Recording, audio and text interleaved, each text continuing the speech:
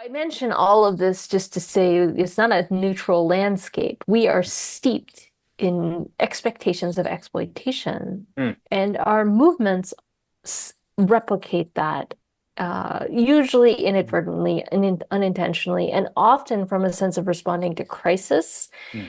and a lack of necessary labor in the system. There's always more work to be done with great urgency and with great consequences than it appears that we have people to do it.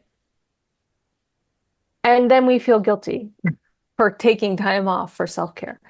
But what we know from longtime activists, Black, Brown, Indigenous, women, queer, and trans, all of the social movements say the same thing. If you want to be in this for the long haul, you have to do self-care. It is not optional. You will burn out and you will drop out of the movement.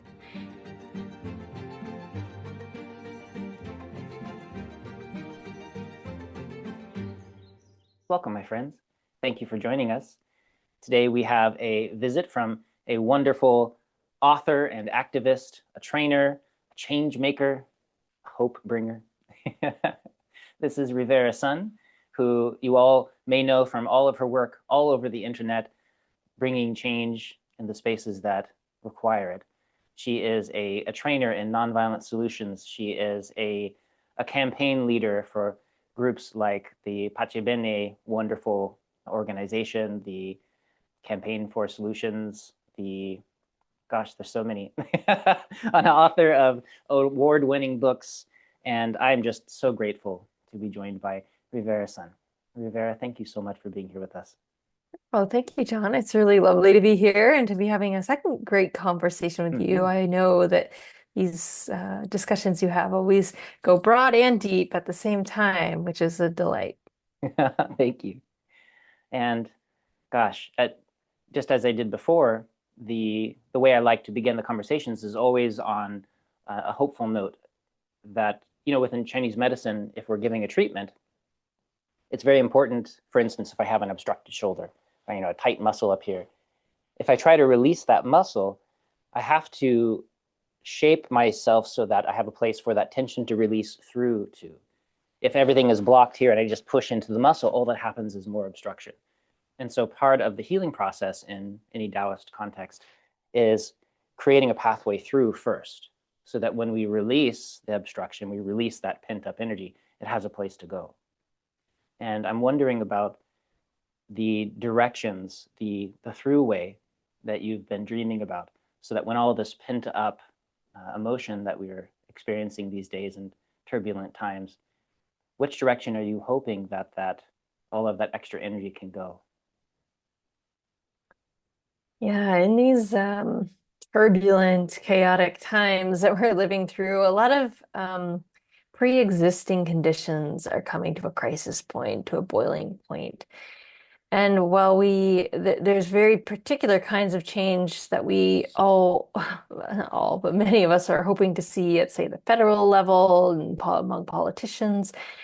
On a deeper level, a lot of the changes that we've needed for a lot longer than this moment. And some of the things that we're being invited into are things that we already know we want to be doing in our hearts. Things like supporting local businesses and local food, creating in-person analog social networks that are robust and vital, doing the care work in our communities and not just outsourcing that to increasingly unaffordable systems.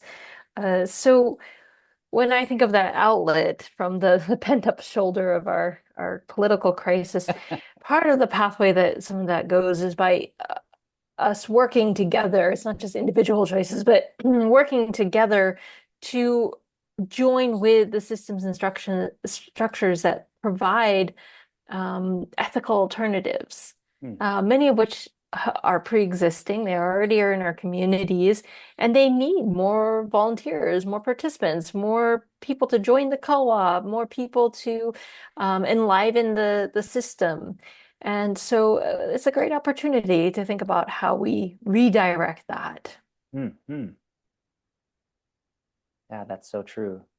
that there's already plenty of open pathways. Oftentimes we're just ignorant of them, or our attention's been directed elsewhere, and we didn't know that the whole time behind our back somebody was creating something wonderful that we can allow our energy to Yeah. pour into. Or, the cost benefit that we're doing in the back of our heads between time and money and effort. It's shifting these days, right? And many people are feeling that shift, often around the affordability crisis. Things like, do we just run, we're doing a home improvement project because our washer machine broke. Hmm. Do we just run down to the hardware store and buy that little specialized tool? Or do we take an extra 5 minutes to find the tool co-op in our neighborhood and go borrow the tool? Or to ask Oh, on our, parents chat group for our kids at school, who has a like, quarter-inch spanner or whatever. Um, so, thinking outside of the convenience of the capitalist system or the the ways that we've been trained to think as consumers about all of our problems to these systems that could really benefit from our participation in it and vice versa. yes. That gives me a lot of hope. It's like an enduring, grounding hope. It's there for us to explore and experiment with. And we just have more and more reasons to get out of the habitual patterns that our culture trains us in and find these alternatives Mhm. or build them. Some of them need to be built locally. Yeah, and it's always exciting to recognize that these solutions have been around for a lot longer often than the current distractions that we're having, the more modern, solutions that sometimes lead into dead ends or create more problems than they're solving. But do you have a favorite three that you could list so that people could look into if they're just hearing this and they're saying, "Oh yeah, maybe I can reach out to our local tool co-op," and they hadn't realized that such a thing was even possible.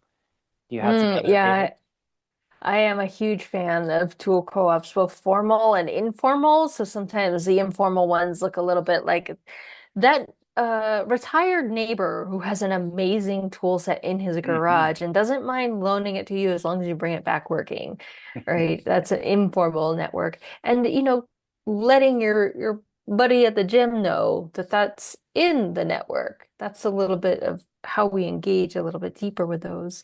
The formal systems look like community groups who actually make literal libraries where you have a membership, you check things in, you check things out, and they can have everything from blenders and juicers to mini skill saws that people can borrow. Mm-hmm. And so that's one that I love. I also am a big fan of food sharing. So whether that takes the form of a little free pantry or a little free fridge or supporting your local food bank or growing if you are someone who has a little land resource, growing an extra row with the intention to give it away. Yes. Um, I just think that's a beautiful part of being human, and it's an important thing to celebrate even one form of abundance in a time when people are really feeling scarcity because of the economy. Mm-hmm. And then the third thing I would mention, and this connects a little bit to the theme that brought us together today of self-care is to find a way to have meaningful social connections. And this is surprising for some people because we feel like our lives are full and busy enough already. But what's taking up a fair amount of people's times is digital technology and always being online, scanning those headlines, being stuck on social media. It's very different than being part of a monthly book club, for example, through the library, or being part of a women's circle that gathers monthly, or a dad's hiking group where you go for a little hike and you swap parenting tips, right?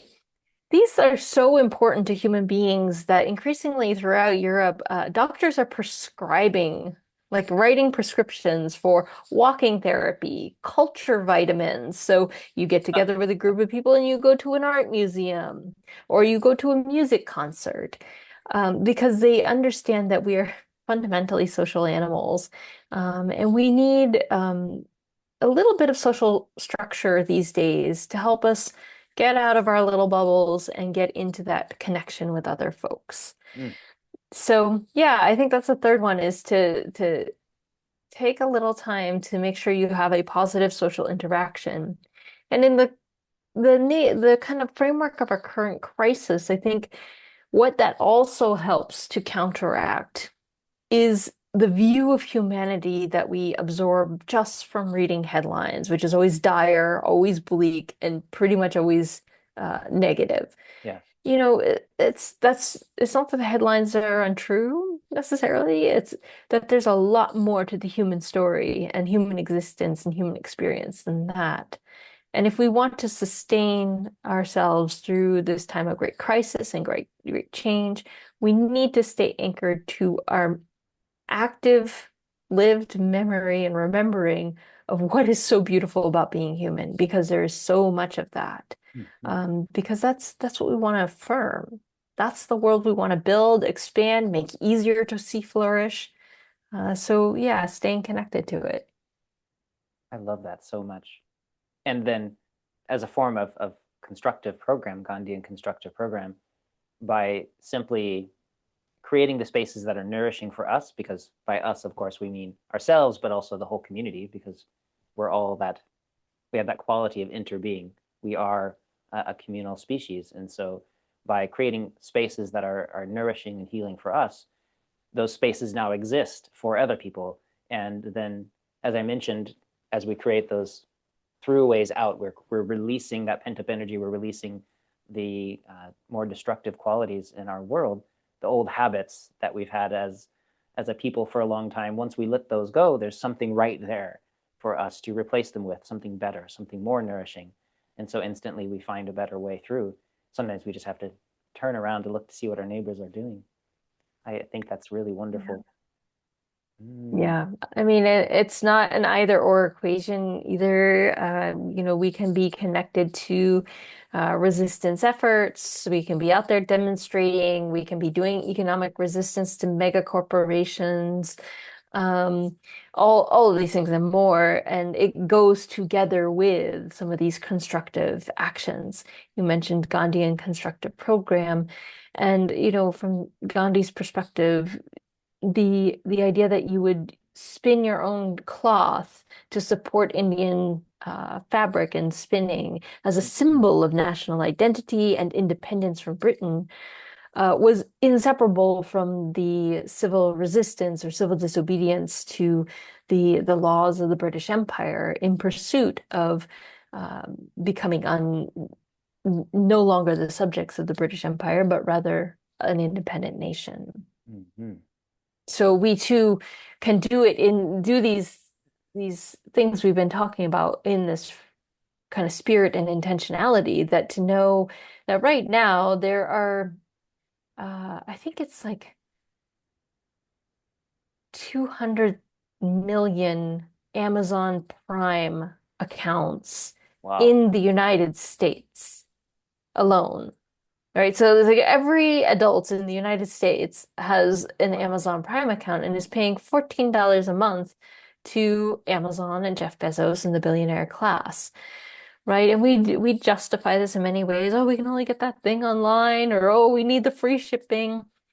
But at the end of the day, we need to really ask ourselves, what else could I be supporting for $14 a month that might be even Mm-hmm. more valuable to me, not just in terms of dollars and cents, but in terms of the world that we want to live in, the worldview that we want to support and popularize, the experience of the workers or the communities that are making those goods or delivering those goods or shipping those goods, the type of values and ethics we want to see in the world. So when we make a shift like that and say, oh, I'm going to cancel my Amazon Prime and instead I'm going to dedicate this 14.99 a month um, to something else, there's a lot that we can choose to do. Now, that's an individual action. What separates that from movement building or social change and transformation is When we just think of that as a consumer action, oh, me, I'm just going to cancel my Amazon Prime and do something else. If we want to take this to the next level, we talk with our friends about doing the same. Mm. We form a little support group for that transition with one another. We talk about it with our family members, whether they agree with us politically or not. We actively encourage other people to do the same. Yes. This is what makes a constructive program have that energy, that revolutionary potential. Mm. Is that we don't just think of it as an individual consumeristic action. Mm. Yeah, and that gives us a broader perspective on our capacity to relate to the rest of the world, because our actions are constantly relating to the rest of the world, but especially when we join hands and work together. And I love that image of, I have this $14 a month. Do I really want to give it to this billionaire class that's doing these terrible things? Or do I want to reach out and donate it to a local activist organization, people who are doing work that I care about, or to a CSA and supporting a local farmer and getting some delicious veggies, or your local monk. I've been living for 20 years just on donation, and just being supported by people who probably took that $5, that $14, and said, I'm going to support something different. And it affects me specifically, it affects the farmer, it affects that activist organization. But then as part of these larger movements, there are change makers in the world that we can reach out to and seek guidance from, like yourself, and to move forward towards something much better from our small spaces to the large. And I find that really inspiring. And it makes me feel less alone and less small in a world Hmm. where there are giant forces and trillionaires wandering around making changes. But together, we're bigger than all of that. Yeah, and I think, sometimes we get defeatist in terms of purism, right? Mhm. If we can't stop shopping all together at Amazon, we might as well just not even make the effort, right? I mean, I'm not saying this is a problem out there for other people. I've definitely seen this in myself. Mm. Um, the thing is that even incremental changes can make a huge difference when multiplied across many people. So, for example, if you still have to buy that one thing on Amazon that you really can't have to have and you can't get anywhere else, okay, do that. Let's just take the judgment out of it. Um, but if you can take back $1 a month, $5 a month from that system and put it somewhere else, that is impactful. If Mm. everybody who had an Amazon Prime account was doing just $1 a month, that's $200 million that we're putting back into a local economy Wow. or some other option every single month, right? And I think we forget that this power exists, and that it doesn't take a whole lot of new customers for, say, one local food item to really help the flourishing of this ecosystem. So if you have 10 friends in your book club and you all decide that, you can't buy everything organic. Gosh, I know what the grocery store prices are like these days, but you're looking at the price of eggs on the shelf and you're like, well, the neighbor's kid who basically grows organic eggs down the block, down the street, his eggs are not that much more expensive, and you decide you're going to go buy those. That's going to make a huge difference to that kid's life, Yes. to that family's life. So thinking not just what can I and my family do, but how can me and my friend network make an intentional choice together, and then really notice the impacts of that choice over time. Mm. And to think, maybe you're still saving a few dollars on other items at the grocery store because you need to, but you're going to have that one item that you're being intentional about to support. Mm. Right? Mm. That's what I mean by kicking out purism and getting really pragmatic and doing what you can, even with one item on your list. Mm. Mm. Mm. And that sense of, mm, the expansive versus the small, those the Michael would call them the three harmonies of our impact, the spaces where we focus and where we cultivate these changes in our lives. sometimes we talk about the very small things, my neighbor with the eggs and my $14 or $1 that I'm able to work with, because sometimes that's all we have to work with. And I recognize that for many people who have these impulses to do good, everybody has that feeling. They're wanting to make the world a better place. And it's amazing how quickly that ambition to make the world a better place can become exhausting, especially if we feel overwhelmed, we feel worn down. And I've heard from lots of different activists, especially this last year, diving into the activist community more, that in the clinic, I get to see people who are just tapped out. They've used everything that they have emotionally, physically, and they feel as though they're not making changes in their lives. And so having some capacity to pay attention to their own self-care and to notice how their own capacity for wellness and their own wellspring of energy is an essential part of the movement. So even if they're only caring about whatever movement or whatever change and transformation in the world they're hoping for, that's the most important thing in their life. Even for those people, regulating their energy levels and making sure that they stay healthy and balanced and mentally and emotionally stable is just as important to the movement as the larger context. And in one of your newsletters recently, you talked about how you've been spending more time taking care of yourself and your family this year. Is that something you mind talking about? No, not at all. I think to back up a step from my personal experience Please. and then get into it from another angle, we are a culture here in the United States in um, in continuous connection to systems of exploitation, expectations of exploitation and oppression and overwork. Whether that's the Puritan work ethic, whether that's coming out of indentured servitude in the 1500s, the enslavement of African Americans for centuries, the exploitation of the Industrial Revolution, where work days were 16, 20 hours long and 7 days a week. Yeah. Child labor was completely normalized. We had to have social movements to push back on all of this, to win the 8-hour workday, to end and abolish chattel slavery, to reclaim women's right to autonomy and Mm-hmm. to self-determination from being simply the economic engine of a household's labor. And we are not out of this woods yet, because as we see in our economy, it's the expectation of two full-time working adults barely being able to survive on sub-minimum wages, which is Yes. pretty much the standard for, at least 40 to 50% of this country. And now we have grind culture, as they call it. We also have automation that we're trying to keep up with.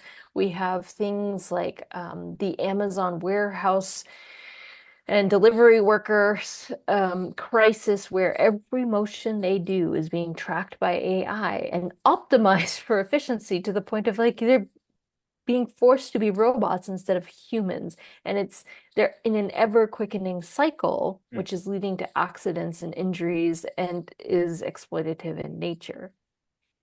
So I mention all of this just to say it's not a neutral landscape. We are steeped in expectations of exploitation, Mm. and our movements replicate that, usually inadvertently and unintentionally, and often from a sense of responding to crisis Mm.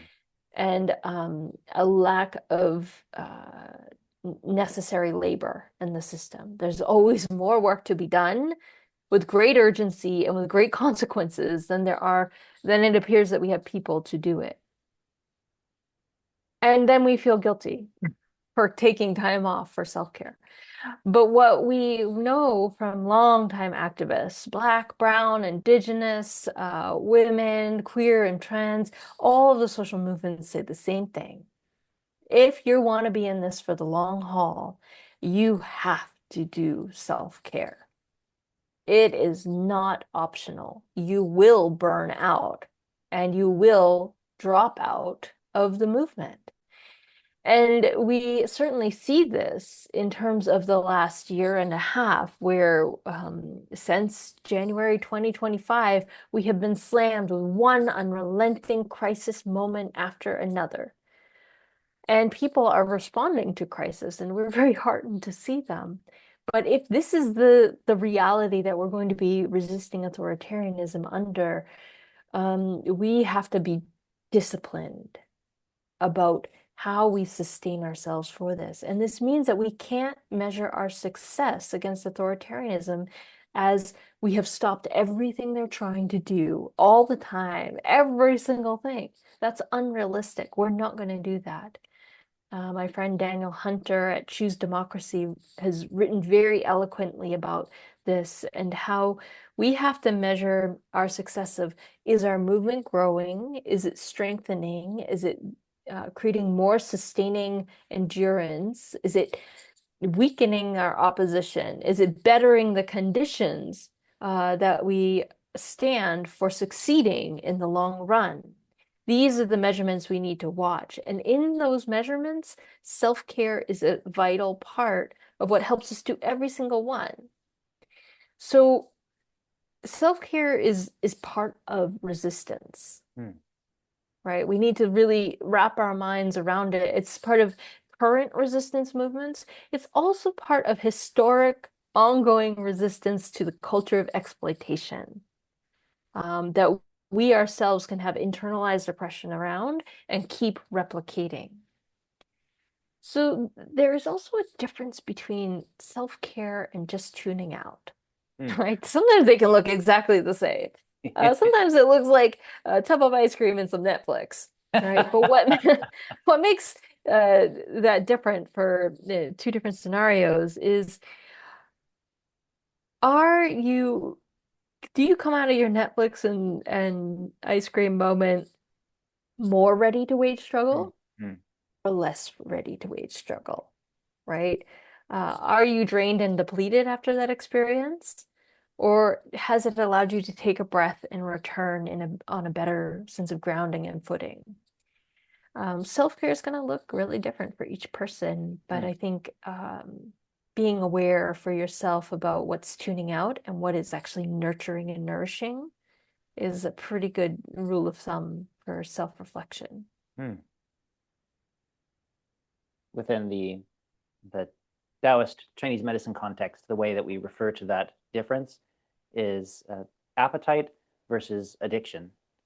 Appetite is something that you feed and you're nourished by, and you're better afterward. I eat and I've been nourished, and now I can stop eating and I feel better. I sleep and I'm done sleeping. I sleep enough and now I feel nourished. I don't have to sleep anymore. That's appetite. And addiction is something that you take it and it leaves you a little bit depleted, so you do it again. And every time you do it, you need to do it again. And that cycle is always self-destructive. And very often our culture of our wellness culture, the wellness marketplace, is sold with that kind of this heroin wellness quality, something that you take and I feel a little bit better. That may be something like caffeine for a lot of people. They are exhausted, so they drink a stimulant, they drink some sort of energy drink or something, and now their waste can is filled with these empty cans of energy drinks, but their energy levels are depleted more than ever because rest was what they needed, but instead they stimulated themselves so they felt better. But that cycle always increases in speed. It's a positive feedback loop in the sense that it always picks up speed and uses up more and more fuel and never gives a return for what you are looking for. And so wellness methods that we always want to look for are those that feed the appetite, that actually heal the system and leave you better off, and then you're finished with that. You don't need to rest anymore. You don't need to eat anymore because you nourished yourself well. And that differentiation can be really hard to feel when you're in the middle of it and you're just trying to take care of things. Because like you said, we have problems. Something has to happen. But in order to actually last long enough for that solution to find its way through, then we need to have activists that are being nourished rather than depleted. Yeah, I think there's a couple other things that connect very deeply to this distinction between self-care and just tuning out. One is, are you coming out of this activity with stronger capacity for paying attention with Mm, compassion to the state of the world? mm, Or are you are you like self-protecting like a hothouse flower to the point where you have no resilience, no ability to pay attention, no ability to show up? Did you stick your toe in the water of activism, get scalded and jump back and never try it again, right? Um, the reality is that we are all living through a time of great change. mm, It is a necessity of being alive to be part of this process of change. We can't step back. We can't tune out entirely. There is no safe resting place to retreat to. Um, and I think the more we build our ability to have good inner and outer skills for showing up and paying attention, the stronger we'll be, and the more equipped we will be for the times that we have been given. mm, And then, the other thing is for a lot of activists who jump into frontline struggles, there is pain that we experience. It could be physical, it could be emotional, it could be psychological. And so self-care in response to that looks like engaging in trauma healing work, mm. acknowledging when you have experienced trauma and been traumatized. If you have ever been pepper sprayed in the face, if you ever been shot with a rubber bullet, it is a traumatizing event. People have PTSD from this. People have long-term emotional repercussions from being so intensely aware of the suffering that is being caused by the injustice. And self-care techniques help us address this, take a beat to address this, because just like veterans, let's say veterans who are still carrying PTSD can continue to cause great harm in their community if it's left unaddressed. Or we have seen this with cops as well. Many of our police brutality incidents have also involved PTSD within the cop who perpetrated the violence. So we don't want to replicate those cycles, but the reality is that if we do not deal with the PTSD and the trauma we may be carrying from what we've experienced, when we show up again, especially in a frontline activist, say a protest situation, the likelihood that we will not respond to a tense situation in a way that we think is strategic or beneficial increases. Mm. So we do this work because we know that when we get back in the hot seat, when we get back into the middle of it, we're going to need to have healed some of the things that we have experienced in our last go around.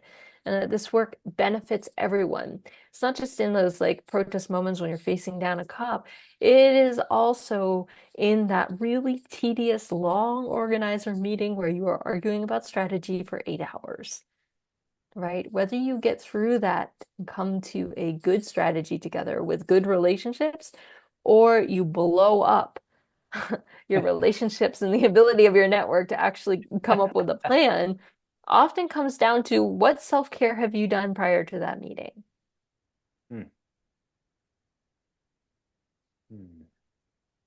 Yeah, and anybody who's ever had to be part of a community where they're sitting in a circle waiting for consensus for something that requires a lot of healing work beforehand, so you're not bringing into it your own aggressions and your own frustrations, or you can process them as they arise, so you don't take them out on your community.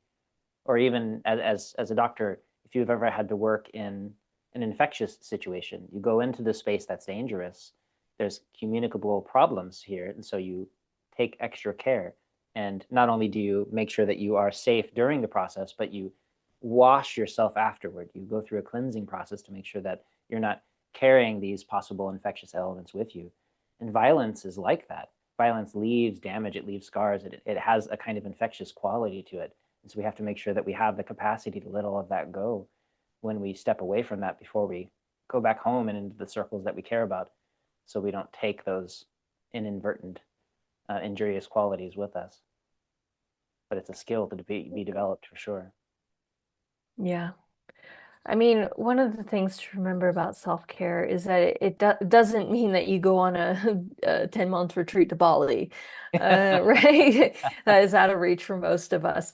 It can be something where you step back and take a break from your movement work, your daily job, whatever it is for a weekend, a week, I don't know.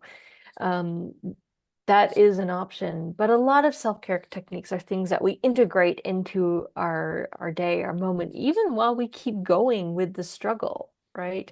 That we don't always come to a burnout and breakdown point. And that's maybe ideal. So things like you have 5 minutes before your next Zoom call. Mm. Do you scroll through your text notifications Mm. or do you sit there and breathe quietly for 5 minutes? Right? We have these little moments where we make choices about whether we go scan the headlines again and thus put ourselves in a state of stress and panic over all the crises that have just tripped all our trigger wires, or we, do 5 minutes of stretching Yeah. for our body. All of us know the struggle with food choices, and I don't need to belabor this, but this is a very real thing that I think many of us know about. When we get stressed, we often reach for those things that are not necessarily going to make us feel less stressed. Have we drunk enough water today? Right? Do we take that moment to drink a nice glass of water? Or do we reach for that 17th cup of coffee, which is really not going to help us sustain for the long term for sure. Um, but other kinds of self-care are things like you need to hang out with a friend to Mm. decompress. Mm. You are going to do this for 30 minutes or an hour. Do you spend 50 of those minutes rehashing the political headlines? Or do you spend 50 of those minutes anchoring in the things that bring you joy because you know this is a necessary ingredient for sustaining the struggle, right? And it's nothing to feel guilty about. It is something that gives us strength, gives us that remembering of what we're in this for. Um, So yeah, that's something I like to bring up is to just really think through what self-care means and looks like for you because each human being is a little different. Some people love punk music. It doesn't do anything for me, honestly. I love to garden, and some people that is their idea of a fresh hell. So find what works for you and find the ways that work for you to do it, and don't discount the small moments Mm. where Mm. you know you're doing something kind and gentle and restorative for your being. Mm. Mm. I love that. Yeah, some of the intersectional bubbles that I overlap, I'm part of the autistic spectrum and coming to terms with not just the way that I think and process, but also some of they're called stims, the stimulation methods, the toys, the styles of movement, the sounds that people will make, something that helps you regulate your nervous system. Because of the culture that I was raised in, expressing those kinds of things was not okay, but they can look like whatever they look like, and it's okay for people to go for a walk and to garden, to spin, to listen to their music. Another intersectional bubble that I'm part of is that the male culture in the United States, and as I was taught and a lot of us were taught, that it's not okay to have feelings, and that your way of preparing yourself for the next hard thing is to become even harder and more cold inside and more squeezing tighter, which never ends in a good place. And coming to terms with that bit of patriarchal damage that we have and reaching out and finding community and allowing yourself the opportunity to grieve or to feel or to process. These can be hard things because the communities that we're in may not be accepting of that stim. Maybe you flap your arms or you spin or something, whatever it is, you make sounds, you reach out to a friend, you call your mom, something that you find nourishing and balancing before you do the next hard thing. Or maybe you just go outside and stand in the sun. But accepting that that's what you require to be healthy and nourished, I feel like is such a huge step for some people because they have Mhm. so much internal judgment. Yeah, and I do want to give a good hat tip and nod to the disabilities rights community in inclusion because they have really informed this conversation around self-care and what that looks like. And not just self-care, but there's a companion concept that goes hand in hand with it called community care. Mm. And this is the idea that this is not an individual pursuit. As much as it's unique to each one of us, what kinds of self-care we need, our capacity to create spaces and conditions where self-care is possible for more people in our communities Mhm. is very high. So, for example, one of the activism things that you do may be offering to a lead organizer to go grocery shopping for them that week. Mhm. Or if you're very good friends with them, to watch their children so that they can have an hour in the tub soaking or whatever it is. Um, to be the host for the walking therapy group, right, of your activist friends, and to set that container in space. Say, you know what, for this walk down through the park, we are not going to talk about our current president. We're just gonna, it's not what we're here for today. We will talk about this later. So being a convener or a host of a space where self-care is possible. Mhm. If you are hosting an organizing meeting, giving people time to sit and breathe, maybe at the beginning, maybe midway through when things get really tense and heated, and maybe at the end. So community care is the actions that we take that makes it possible for more and more of our community to have opportunities for self-care, Mhm. recognizing that because of the ways that power and privilege work in our society, some people have more ease in accessing self-care and time to do it than other people. Yeah. So we can leverage some of our capacities together to equalize that playing field. Mm. And you mentioned that, for instance, within community care, there's you take into account the tensions that build, and maybe you take breaks at strategic times in order to allow for that uh, decompression, so it doesn't come into the conversations. And so, as somebody who runs trainings more or less constantly and is constantly working with large groups of people that intersect in various ways, have you found some useful rules of thumb that you can share for the people who are reaching out, that we can say, how do I maintain the wellness within this pop-up community for the next 2 hours so that they're not running into each other in uncomfortable ways? Yeah, that's a great question. At Pache Penny, we've been doing trainings for 37 years. Mhm. And we have a style in which we train, which involves, first of all, centering right at the beginning, reading a short quote, doing a short breathing meditation, something that brings us here and now and present. That is often an opportunity for a little moment of self-care for people. We also know that in order to be good listeners, we need to feel heard.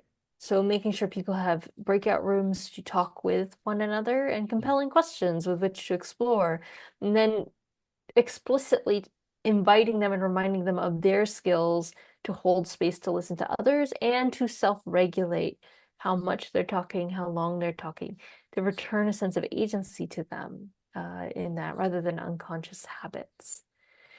We also find that thinking about how everybody learns differently, everybody absorbs information differently. Some people really love verbal exercises, some people really love writing exercises, some people need visual images, Mm. some people do really great with a musical moment, Mm. and trying to balance the ways that we're doing that together is really, we find it to be really healthy in our spaces. And as facilitators, to be open-minded and to always be learning. We're always experimenting. So we don't claim to have the end-all be-all formula here, but rather to be in the process of always trying to recognize the full humanity of the human beings that we're working with Mm. and train in such a way that our full humanity is welcome to engage with the material. Mm. The the studies that, some of which I've actually learned from you, about when we have students of differing backgrounds, or people coming together who have very different opinions about things. They were doing various kinds of experiments to see what brought people together the best, and often it was that shared project that allowed people to collaborate, and then their differences seemed to fall away. And even at the monastery, we have some neighbors who have some very different ideas about what's okay and what's not okay.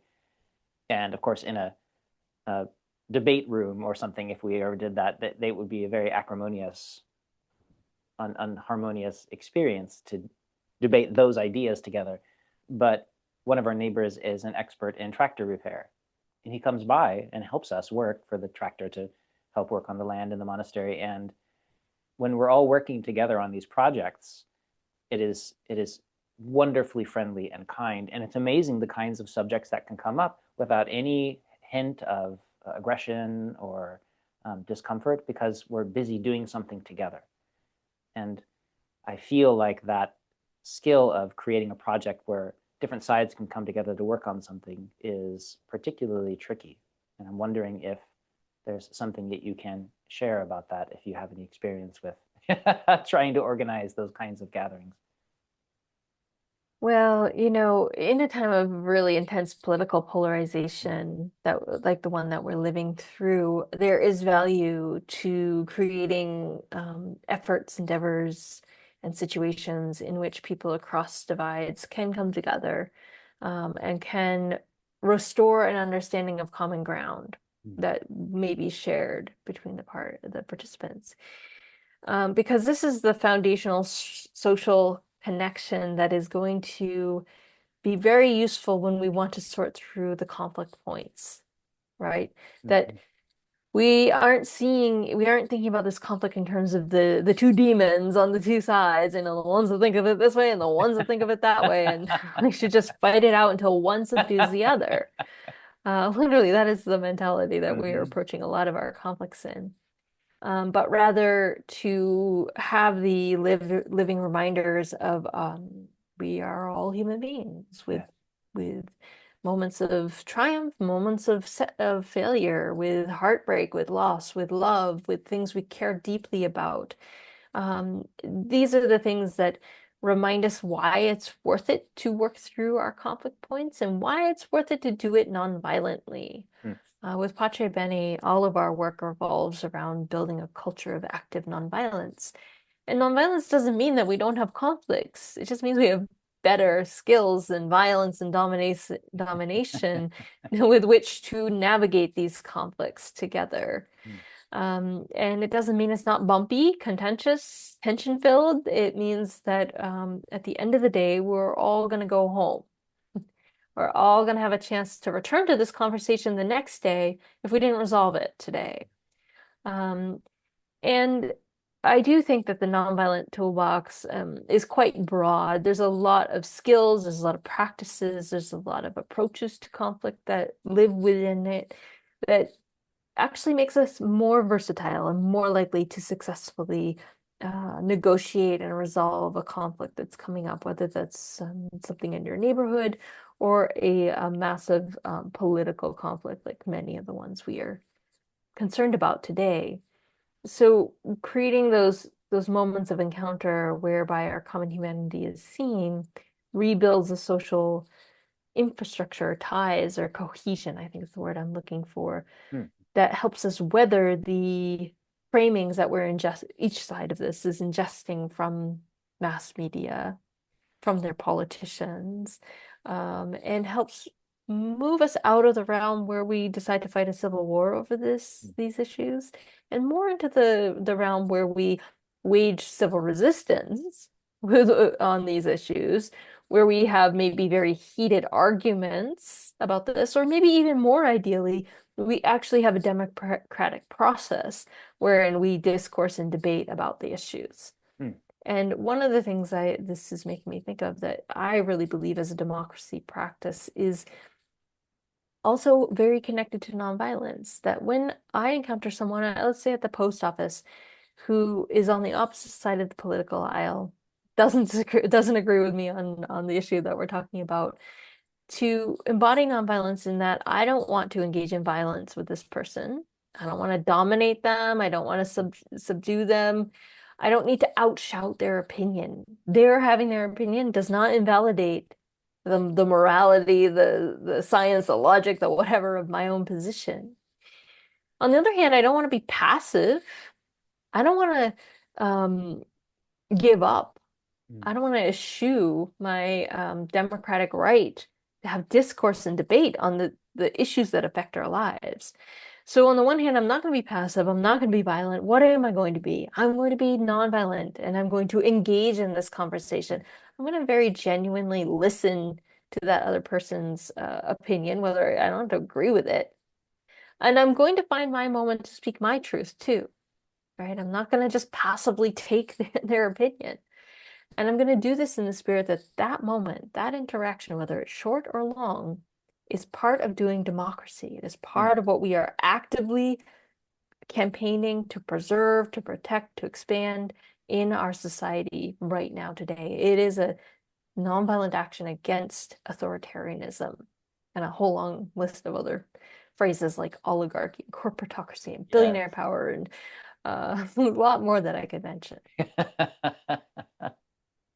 Well, and I love this sense that this idea that rest, for instance, rest is revolutionary because it helps to move directly against this culture of exploitation that you're talking about. And so many of these skills, whether at the level of the policy or communal interactions, the same skills that you develop at those stages are the same skills that we use to heal ourselves, which is how you know that they're the right toolbox to be developing, because the tools of compassion, the tools of the capacity to listen, the ability to question ourselves and to pause, to become still, to uh, to hear a voice, a conditioning voice, because we're just creatures of conditioning in a way, to hear that voice that's been conditioned to feel guilty about taking a rest, or to uh, treat somebody else who doesn't seem the same as us as the other.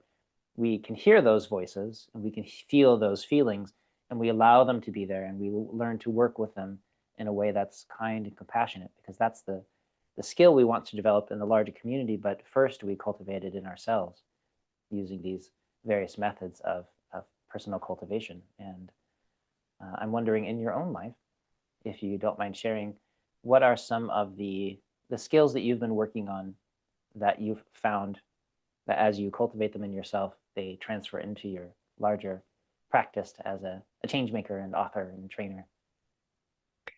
Yeah.